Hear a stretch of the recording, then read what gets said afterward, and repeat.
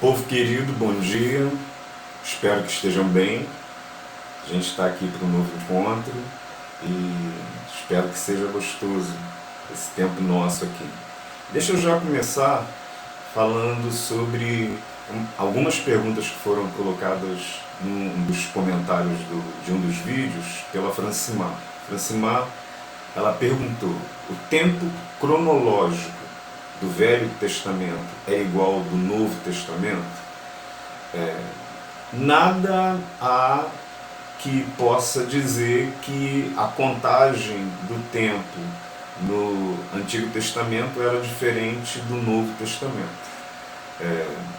Em cima daquilo que dizem, o tempo ele passa da mesma maneira, tanto do Novo quanto no Antigo Testamento. Eu entendo que talvez a sua dúvida seja por conta dos relatos das pessoas que viviam muitos anos, porque essa é a tua segunda pergunta. As pessoas viviam mais do que 150 anos, e aí, quanto tempo vivia um ser humano? Porque você tem um relato antes do dilúvio de homens vivendo tempos espetaculares. Você tem o relato de Matusalém, que foi o homem mais longevo, mais de 900 anos. E aí eu preciso te dizer algumas coisas para que a gente possa conversar sobre isso. Primeiro, em relação aos estudos, em relação a todos que trabalham esses textos, não há consenso sobre o que o texto bíblico está dizendo. Se você entrar no YouTube mesmo e fizer algumas perguntas e assistir alguns vídeos, você vai ver que existem diversas opiniões sobre o que pode ser. Se é um relato literal e se são de fato 900 anos. Então aqueles que apoiam essa compreensão, eles dizem que antes do dilúvio havia uma qualidade de vida, uma melhora de vida, que foi decrescendo, que foi decaindo por conta do pecado dos pais, do pecado de Adão. Mas ainda não tinha atingido com toda a força a humanidade, antes do dilúvio.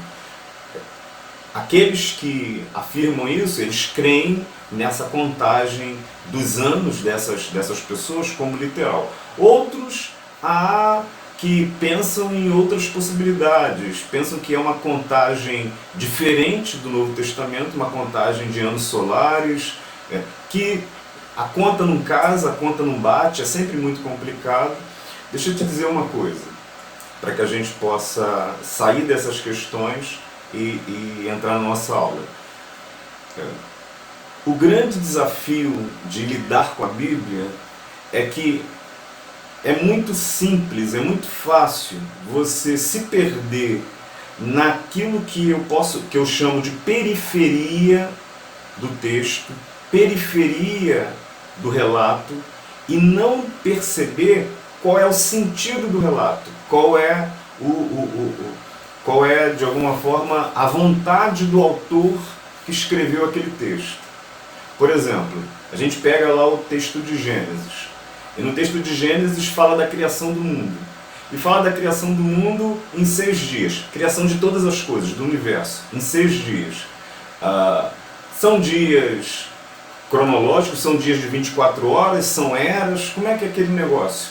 Isso é um detalhe do relato, e um detalhe muito importante. Inclusive, essa compreensão, as compreensões que surgem daí, elas foram trazidas para os nossos dias, e na modernidade houve muita briga se todo o processo nosso foi um processo evolutivo ou se foi um processo criacionista, e por aí vai.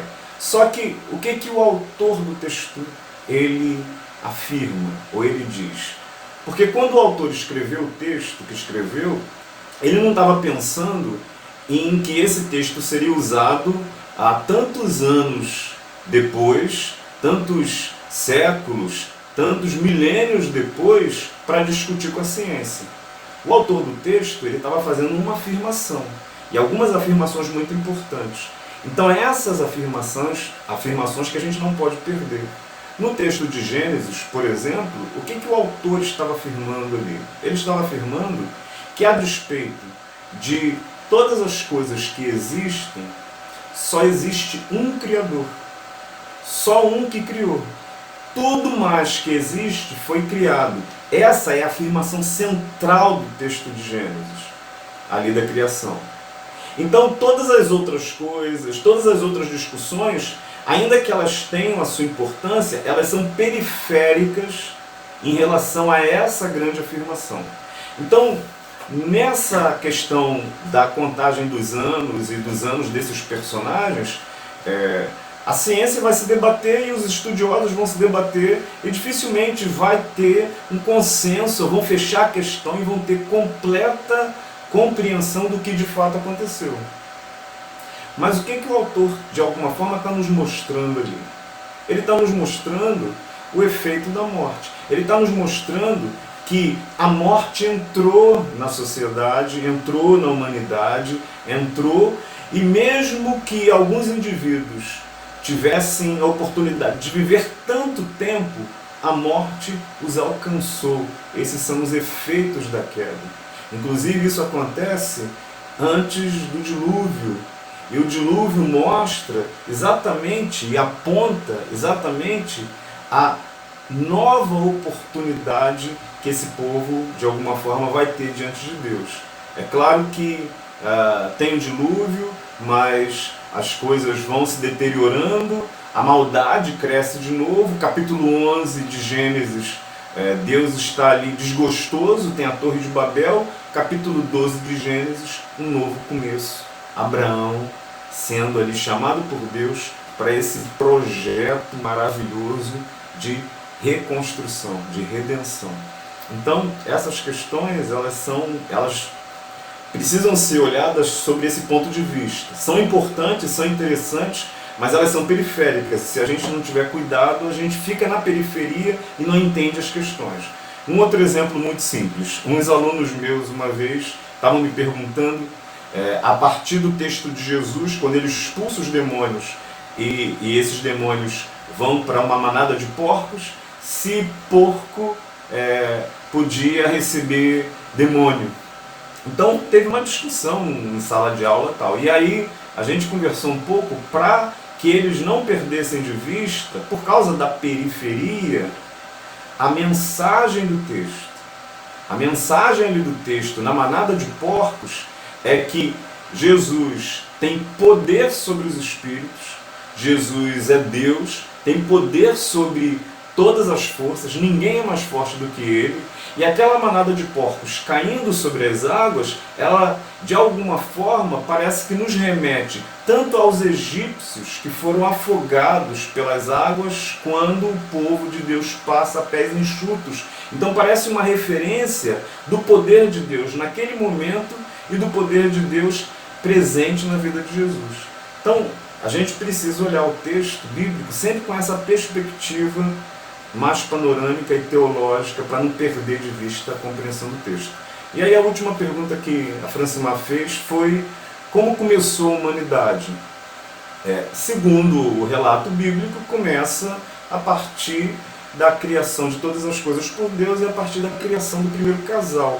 Nós temos o texto de Gênesis como esse texto das origens, do começo de todas as coisas. Ok?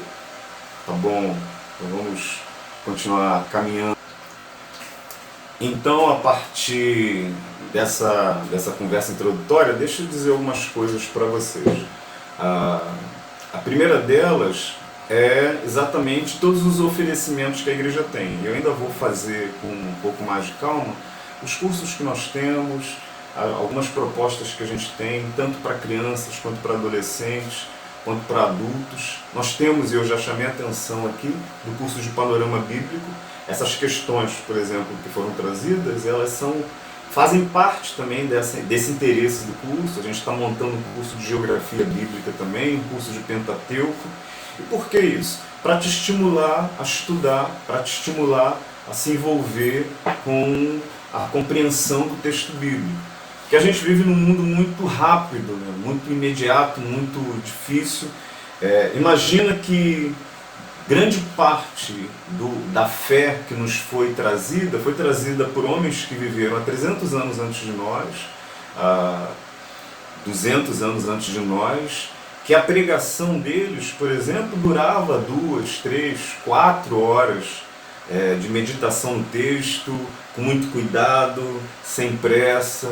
Hoje, se a gente passar de 30 minutos, você já não tem mais audiência, você já não tem mais atenção. O que vai fazer? Isso vai fazer com que a gente fique raso na compreensão do texto. Então, o nosso chamado é para que você se envolva mesmo. Então, essa é a primeira coisa. Tem cursos, tem oferecimentos, envolva-se, tenha paciência.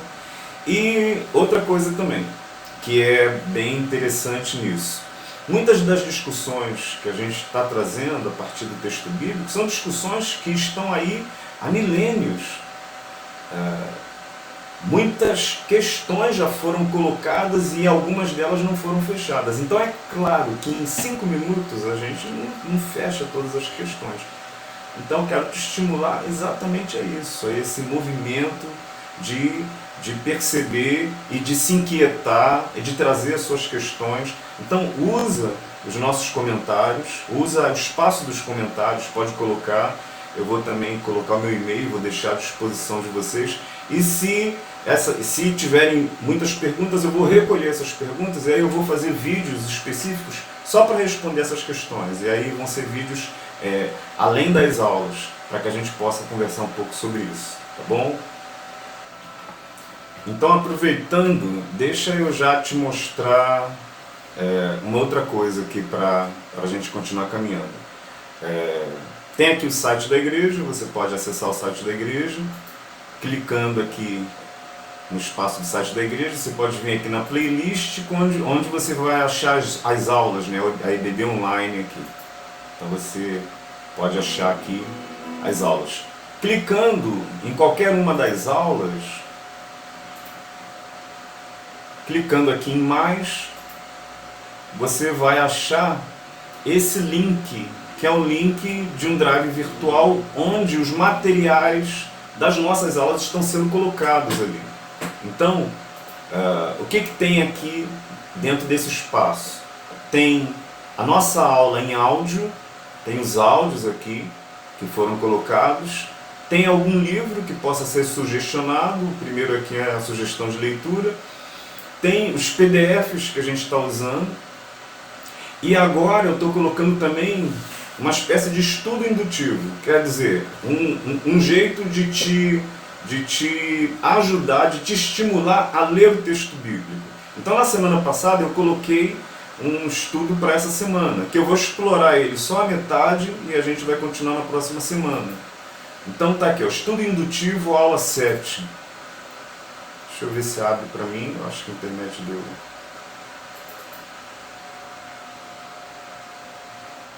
Então quando você abre aqui no estudo indutivo aula 7, estudo indutivo aula 7, tem aqui uma proposta de leitura, uma folha aqui, você pode imprimir, mas também não precisa imprimir, pode olhar pelo celular, pode acessar pelo celular, pode olhar. Aqui, por exemplo, tem as leituras durante a semana. Então eu coloquei aqui, ó, o propósito desse folheto é te incentivar a leitura e meditação no texto. Então siga as indicações e faça as anotações que julgar importantes. Na proposta dessa semana, você fará a leitura do texto base acompanhado dos mesmos episódios narrados pelos outros evangelhos. Então qual é a proposta aqui? Que na segunda-feira você tenha lido o texto básico que a gente está estudando, que é o texto de Marcos. Faço algumas perguntas nesse texto. Na terça-feira, eu estou colocando agora o texto de Mateus e de Lucas, que falam do mesmo episódio. Na quarta-feira, o texto, já um outro episódio, já um outro momento, e o texto de Mateus, que fala desse episódio. Na quinta e na sexta também. Só coloco leitura até a sexta. Qual é o objetivo disso? O objetivo, já que nós estamos estudando o Evangelho de Marcos, é fazer com que você conheça os relatos dos outros evangelhos que falam do mesmo episódio. Você faça comparações, você comece a ver como um autor trabalha de uma maneira, outro autor trabalha de outra, e como é que esses relatos se completam, para que a gente possa ter um quadro geral e tentar entender quem foi Jesus. Tá bom? Então o material está lá disponível, use esse material, caminhe com a gente. Então agora, entrando na nossa aula, quero trazer já para você a grande afirmação desse nosso momento. Tu és meu filho amado, em quem eu tenho prazer, em quem me comprazo. É a declaração que Deus faz para Jesus. O texto que a gente leu e que a gente propôs é Marcos, capítulo 1, verso 9 ao verso 11. Naqueles dias veio Jesus de Nazaré da Galileia e foi batizado por João no Rio Jordão. Logo ao sair da água, Jesus viu os céus abertos, os céus se abrindo e o Espírito descendo como pomba sobre ele. Então veio uma voz dos céus que dizia: Tu és meu filho amado, em ti me agrado. O que já é interessante nesse texto que a gente percebe é como que o autor narra a cena. Ele está, de alguma forma, descrevendo a cena, mas já fazendo afirmações. Afirmações teológicas importantes. Por exemplo, ele usa a expressão: ele viu os céus abertos. O que significa isso?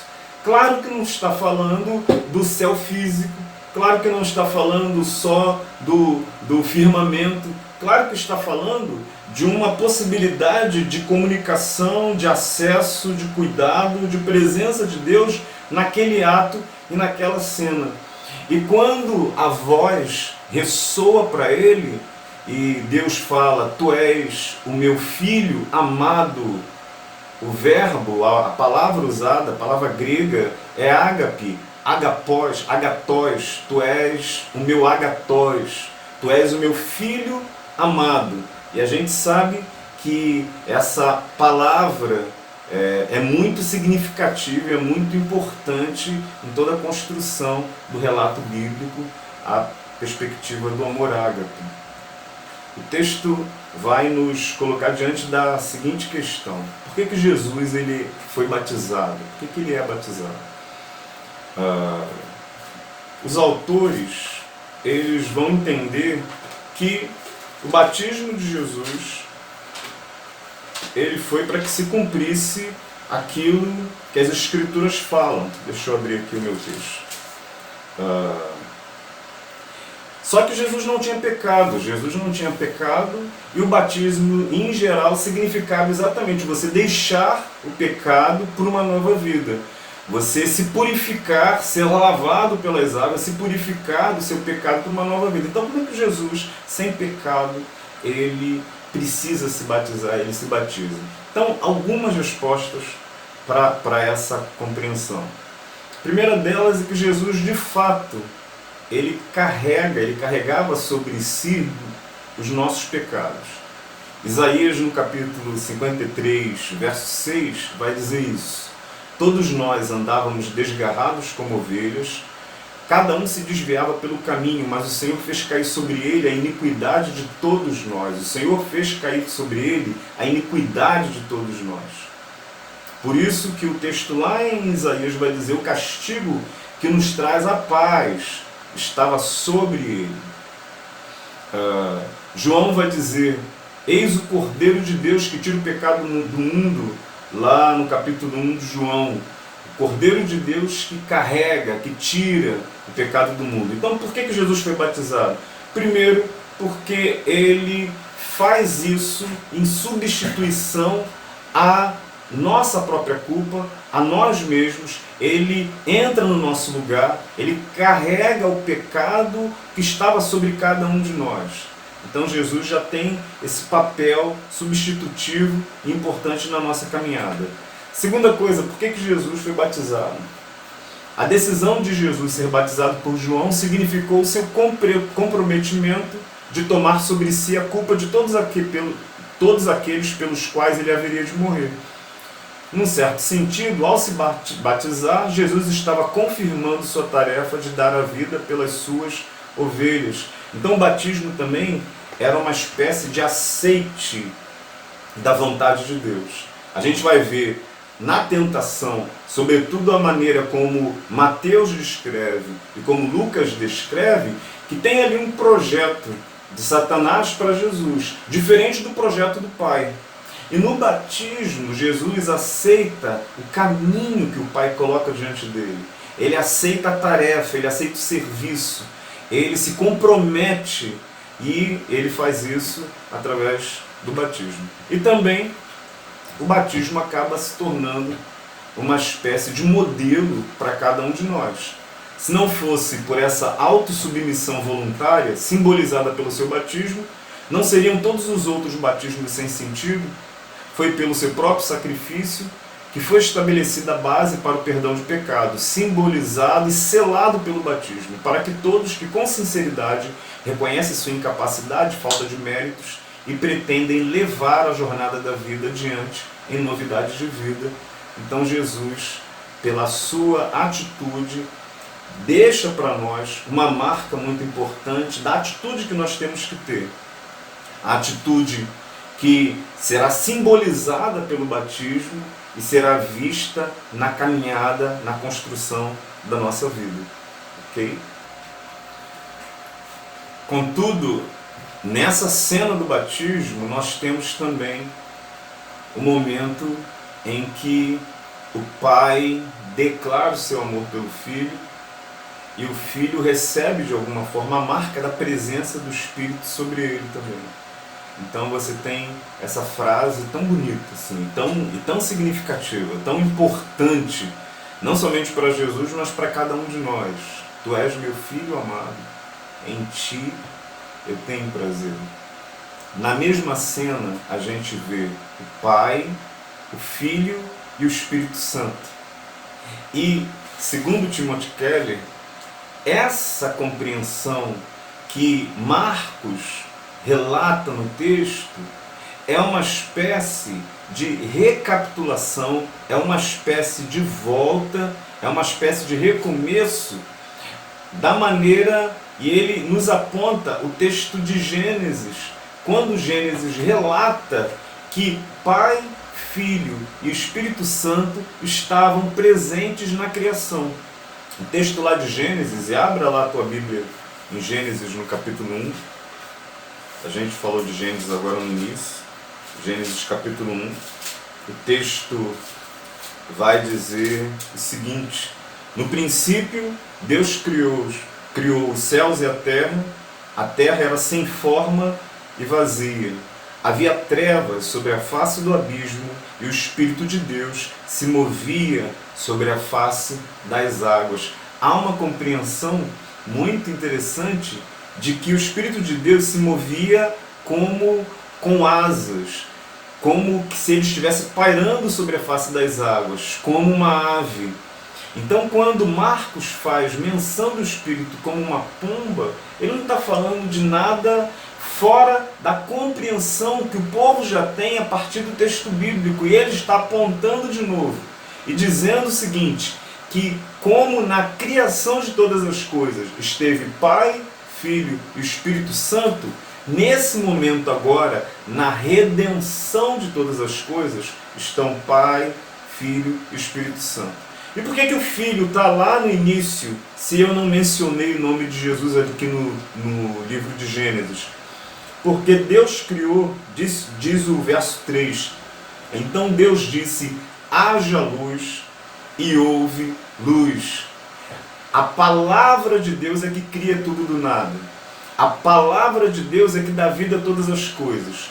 E a compreensão que o Novo Testamento traz de Jesus a partir da afirmação de João é que Jesus é a palavra, Jesus é o Logos, Jesus é a palavra de Deus. Então Deus, o Espírito, a sua palavra estavam presentes, criando todas as coisas.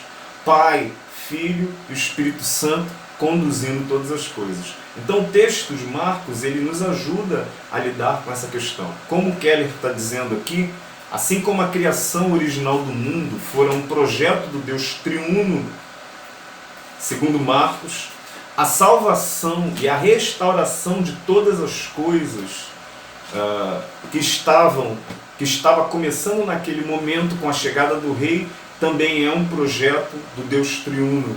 É um projeto do Deus Trino, é um projeto da Trindade. E é exatamente esse quadro que Gênesis nos apresenta. Na criação, o Pai, o Filho e o Espírito Santo. No batismo, o Pai e o Filho e o Espírito Santo. Então a gente está diante de um conhecimento, de um assunto muito importante para a vida, para a fé da igreja, para a caminhada da igreja, que é a questão da Trindade. A gente está diante dessa relação bonita de Deus Pai, Deus Filho e Deus Espírito Santo. Criação e na redenção. E aí a gente está diante da doutrina da Trindade. E a doutrina da Trindade é uma doutrina muito importante para a fé cristã, muito importante para a igreja cristã. Toda a igreja que se compreende como cristã,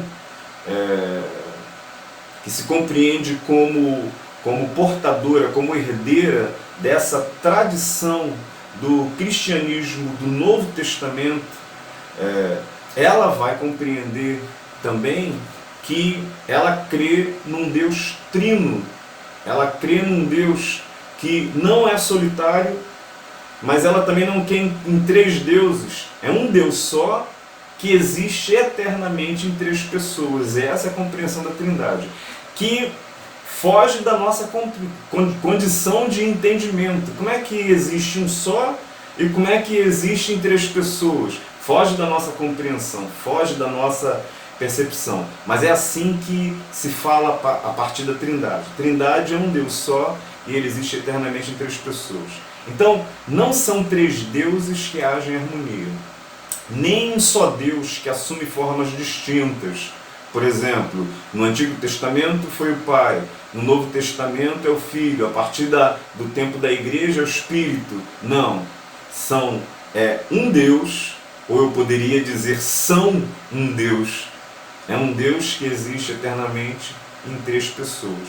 Um só Deus em três pessoas que se conhecem, que se amam, que se relacionam mutuamente ali uns com os outros. E é isso que João, o Evangelho de João, no capítulo 17, está falando. O Pai, o Filho e o Espírito Santo glorificam um ao outro por toda a eternidade. Respeitam um ao outro, amam um ao outro, se relacionam um com o outro de uma maneira maravilhosa. E há uma compreensão muito interessante dos comentaristas, quando eles olham a Trindade, e quando eles olham aquilo que Deus, a maneira como Deus criou o ser humano, homem e mulher, e eles vão fazer uma afirmação bastante, às vezes, difícil de compreender. Eles dizem que quando homem se deita com a sua mulher, conhece a sua mulher, o texto bíblico vai dizer que naquele ato de profunda comunhão, naquele ato do sexo, de profundo enlace, de comunhão não somente de corpos, mas de comunhão de alma, de comunhão de vida, naquele ato eles se fazem uma só carne, um só corpo, dois seres humanos que existe um só.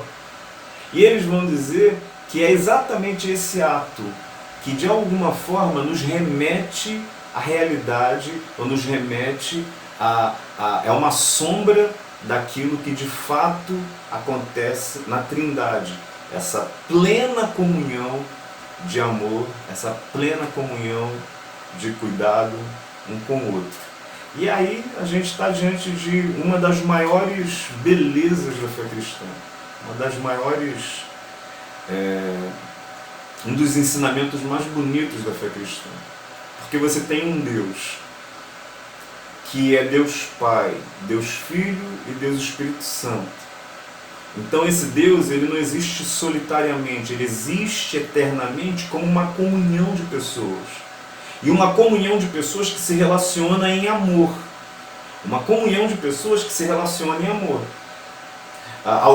Eu já ouvi essa pergunta em alguns espaços, dizendo o seguinte: por que Deus precisou criar o homem? Deus criou o homem para não se sentir solitário? Não, porque Deus nunca esteve solitário. Deus nunca precisou de criar o homem para que aplacasse algum tipo de solidão que ele pudesse sofrer, ou que ele pudesse sentir, porque ele nunca existiu de maneira solitária. Ele sempre existiu nessa eterna comunidade. Então, a compreensão é que quando Deus cria o homem, Deus dá ao homem um pouco daquilo que ele próprio é, um pouco do seu caráter, da sua constituição, da sua maneira de ser. Então, ele, como um Deus comunitário, que é comunhão, ele cria o ser humano como um ser relacional. Ele cria homem e mulher, ele cria a humanidade como seres relacionais. A gente sabe que ser humano, ele precisa do outro para ser ser humano. É isso que está escrito ali. Ser humano sozinho, ele se torna qualquer outra coisa. Ele perde as características da humanidade. Os cientistas, inclusive, já perceberam isso. Quando na ciência viu o mito, a questão do menino lobo criado no meio de lobos, qual é o comportamento dele? O comportamento dele era como um animal.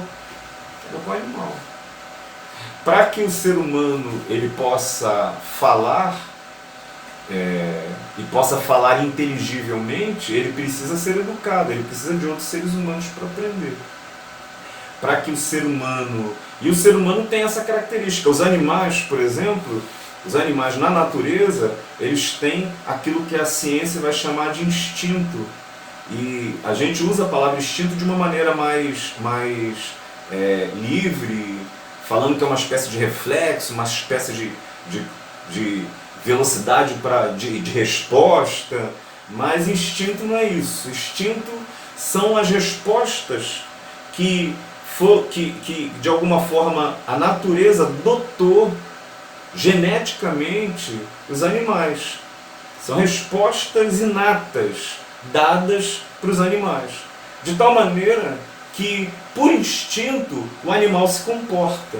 O João de Barro, por exemplo, ele não precisa fazer um curso de engenharia ou aprender com um pai que é pedreiro como construir uma casa exatamente da maneira como seus antepassados construíram, virada com a mesma inclinação para o ângulo do sol. Não, o João de Barro, quando ele está no momento da sua maturidade, ele vai construir a casa igual os outros construíram. Isso se chama instinto.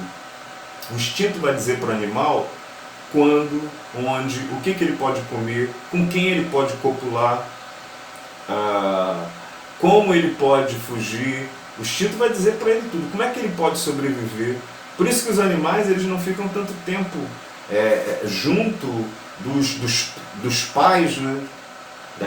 Eles não precisam tanto dos pais quanto o ser humano. Por quê? Porque o ser humano ele não tem essa dotação inata. Então ele precisa aprender. Se você pega um cachorro aqui no Brasil e leva esse cachorro para o Japão, esse cachorro que latia aqui no Brasil, lá no Japão ele não vai latir japonês. Ele não late brasileiro e depois vai latir japonês. Ele vai continuar tendo o mesmo comportamento de cachorro. O ser humano muda. O ser humano, você pega uma criança que não aprendeu a língua aqui no Brasil e leva ela em pouca idade para o Japão. Ela vai crescer como uma japonesa, ela vai enxergar a vida como uma japonesa e ela vai falar, ela vai entender a cultura, ela vai se construir a partir daí. Ser humano precisa de outro ser humano. E ser humano precisa de outro ser humano porque nós fomos criados assim. E nós fomos criados assim porque nós fomos criados por um Deus que é relação, por um Deus que é comunhão. Então ele nos cria dotados ou necessitados dessa questão de aprender ou de nos relacionar uns com os outros. Por isso que o texto de Gênesis faz uma afirmação tão bonita. Abra aí sua Bíblia em Gênesis, no capítulo 3, capítulo 2, comigo. Quando Deus olha para a solidão de Adão. Então, Gênesis, no capítulo 2, a partir do verso 18, está dizendo: o Senhor disse ainda, não é bom que o homem esteja só. Farei para ele uma auxiliadora que lhe seja semelhante. Depois de tudo criado, de todas as coisas que cria, Deus olha para o homem e percebe que tem algo de errado com ele. E o texto bíblico vai dizer que Deus exclama: não é bom que o homem esteja só. Qual é a dificuldade desse texto? A dificuldade maior é que o homem não está sozinho. O homem tem os animais e o homem tem Deus. Que ser humano que está com Deus está sozinho? Deus está presente aqui na caminhada com o homem. Deus está conduzindo o homem e, a despeito dessa presença dele com o homem, o próprio Deus afirma que o homem está sozinho. Essa afirmação, ela muda a trajetória da humanidade. É uma afirmação muito importante. Quem me ajudou a ler isso daqui foi um pastor muito querido, alguns anos atrás, um pastor de São Paulo. Ler esse texto a partir da afirmação que Deus faz, porque o homem estava só. A pergunta é: será que Deus não é suficiente para que esse homem não esteja sozinho? Olha, pergunta difícil. Porque a gente sabe que Deus é tudo, e é tudo em todos. Então, o que significa essa afirmação para a gente?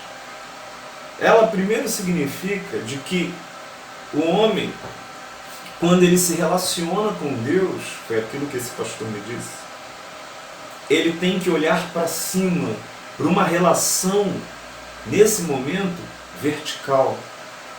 O homem, quando ele se relaciona com os animais, ele olha para baixo. Ele olha para baixo. Uma relação vertical. Ele precisava de um outro ser que ele pudesse olhar não para cima, não abaixo dele, não acima dele, não abaixo dele, mas na mesma altura. No mesmo tamanho, semelhante a ele. E por isso foi criada a mulher.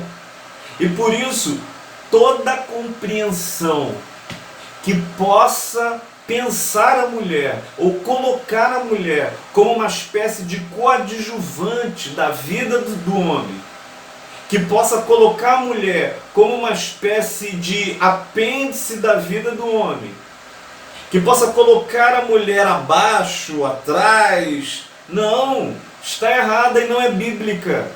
Porque a compreensão bíblica é que homem e mulher foram criados por Deus, e criados por Deus semelhantes se completam e podem agora viver essa relação maravilhosa, essa relação de amor, essa construção dessa relação.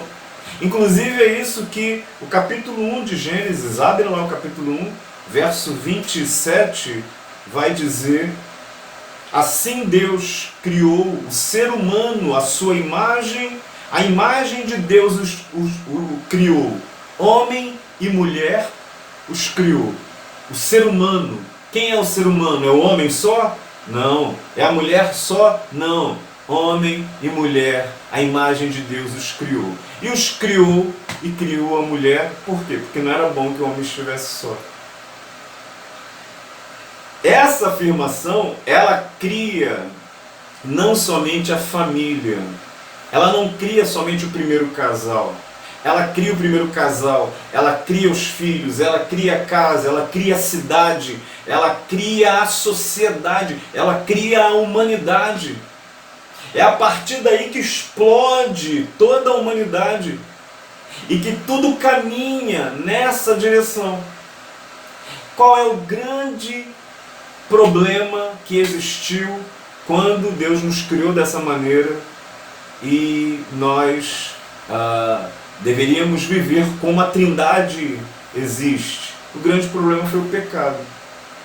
Quando o pecado entra na história, a relação que deveria ser de construção de afetividades, de construção de relacionamento, em amor, em ágape, essa relação foi maculada, foi transformada, foi manchada. Agora o homem quer dominar sobre a mulher, agora a mulher quer se esconder, agora é um jogo. Agora é um jogo. Eles já não podem mais estar transparentes um para o outro, agora precisam se esconder, agora ele não se responsabiliza mais por ela, agora é um jogo, agora é uma disputa. E é essa disputa que entra na humanidade. O texto de Gênesis está nos mostrando isso. Por exemplo, o texto de Gênesis, depois do Jardim do Éden, capítulo 4 de Gênesis, vai falar sobre os dois primeiros irmãos. E quem são esses primeiros irmãos? Caim e Abel. E o que o texto de Gênesis fala para a gente sobre Caim e Abel?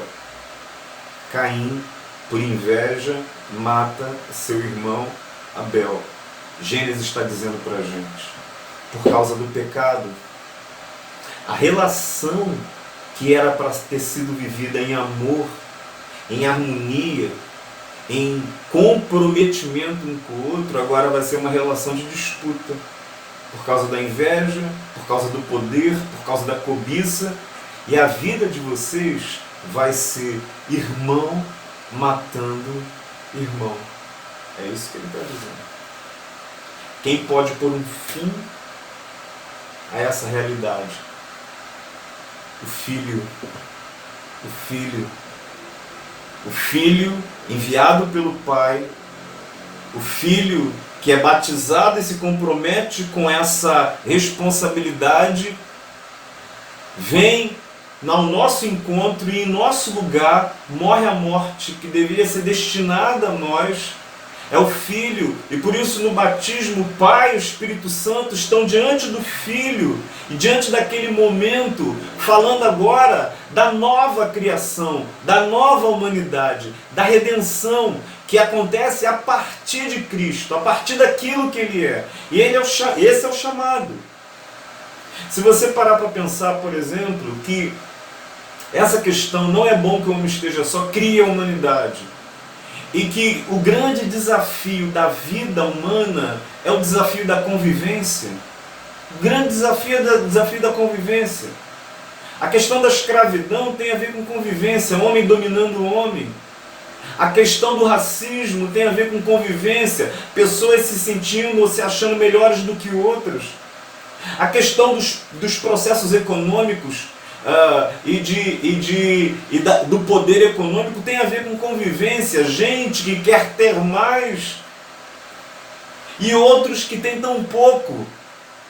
Todas essas questões têm a ver e passam pelo desafio da relação, o desafio da caminhada relacional, o desafio de entender e de compreender que só é possível conviver com o outro se houver no nosso coração uma chama de autodoação, de abnegação, de serviço ao outro. E isso tudo tem a ver com amor. Isso tudo tem a ver com amor. Por isso, terminando o nosso encontro agora, essa declaração de Deus, tu és meu filho amado, em ti me comprazo, é uma declaração de amor do Pai, confirmada pelo Deus Espírito Santo, que inaugura a entrega de serviço abnegado do Deus Filho, que se entrega por amor ao Pai e por amor a nós. A gente faz parte de uma trilha, de uma trajetória, de uma caminhada que só pode ter como marca distintiva na sociedade o amor e o amor abnegado, o amor que se doa, o amor autodoador.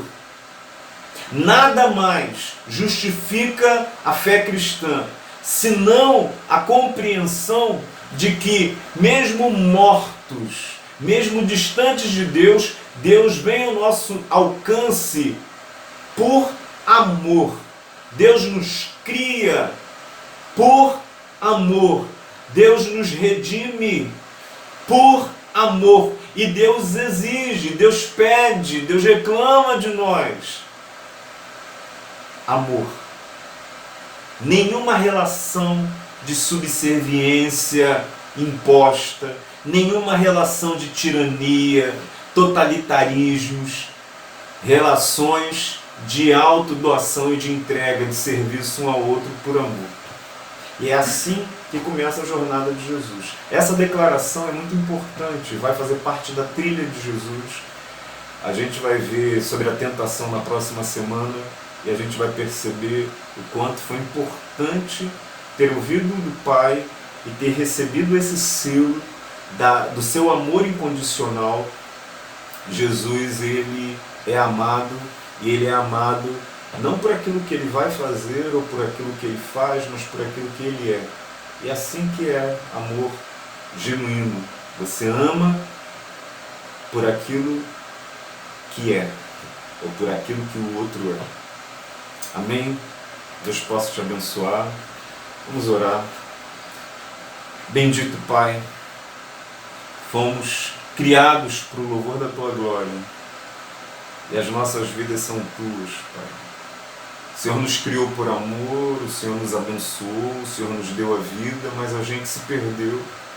Tantas dores, tantas mortes, tantos enfrentamentos, tanta violência, tanto assassinato, tanta coisa que existe, e a gente não pode dizer que existe só longe da gente, porque o nosso próprio coração é maldoso, o nosso próprio coração olha para o outro e quer passar por cima, e é cheio de inveja, e é cheio de uma série de outras coisas. As pessoas nos fazem mal e a gente quer também retribuir esse mal. Senhor, nos ajude a receber o batismo que Cristo foi batizado. E nos ajude a ter como marca distintiva da nossa caminhada na história, da nossa presença como igreja na sociedade, relações e uma coragem muito grande de viver o amor até as suas últimas consequências, o amor do Cristo até as suas últimas consequências, vivendo pelos outros, morrendo pelos outros, proclamando por amor, sem perder de vista nunca aquilo que o Senhor revela a partir da Tua palavra, de que se Cristo é o Teu Filho amado, nós também em Ti, feitos filhos, podemos ouvir do Senhor hoje: Tu és Francimar, José, Maria, Márcia, Augusto, Cláudio, Tu és o meu filho amado, a minha filha amada, em Ti eu tenho prazer. Obrigado por essa palavra, Pai, eu te oro em nome de Jesus. Amém.